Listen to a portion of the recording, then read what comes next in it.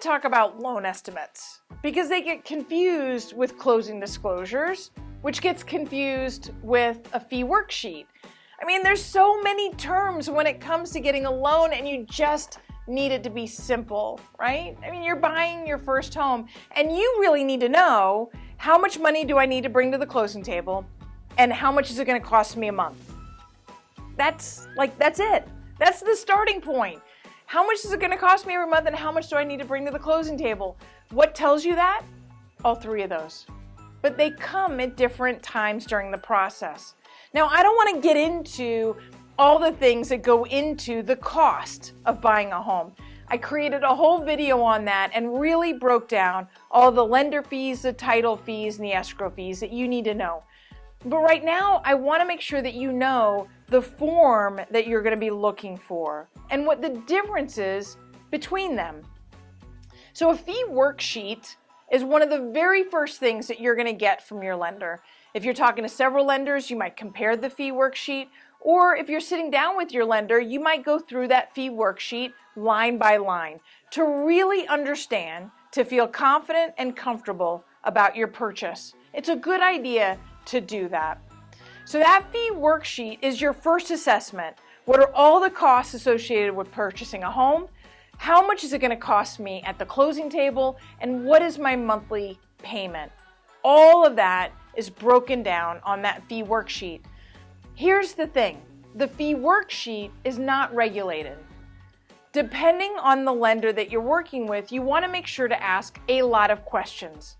Now, I'm not going to toot my horn, but I do know that our team takes a lot of time to detail out that fee worksheet with all of the fees that we know that are associated with purchasing a home. We don't like surprises, and we don't imagine you do either. But you do want to make sure that you do fully review that fee worksheet because it can change. It's not regulated. Once you go under contract and a lender discloses your loan and you've picked a home and the seller said yes and you are excited, that disclosed loan is going to come with a loan estimate. It's going to look very similar to the fee worksheet, but all of the fees on the loan estimate are now regulated. It's a big difference. Because as a lender, I know that all the fees that I manage or that fall under my control cannot change. They can't go up, they can only go down, they can only work in your favor. The other items on there, maybe you pick a homeowner's insurance, it's more expensive. Some of those things that you control can change, but nothing that I can control. That's important because when you sign that loan estimate, you know that those fees are going to be very similar throughout the process.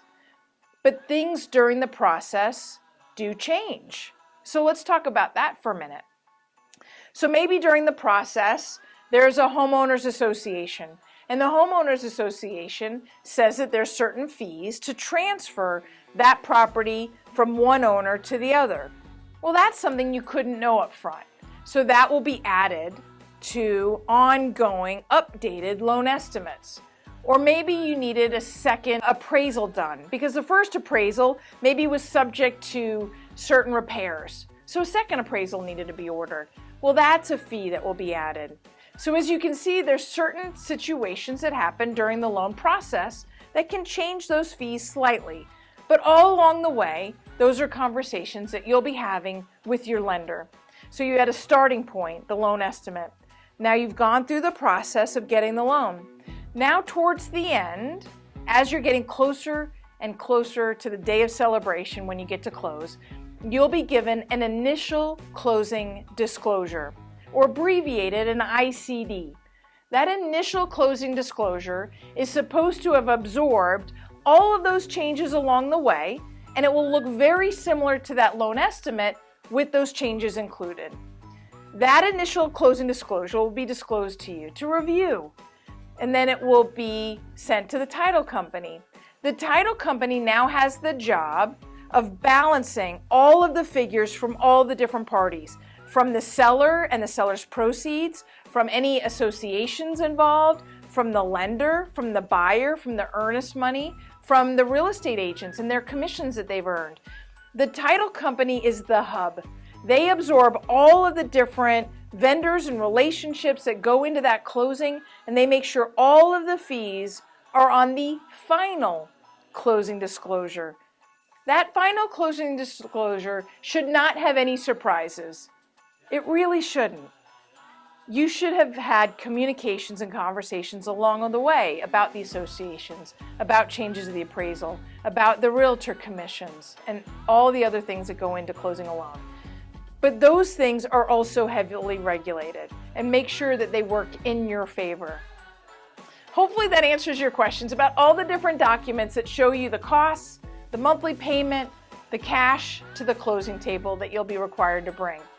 Of course, if you have any questions, you can always reach out to our team. We'd be happy to walk through sample documents with you.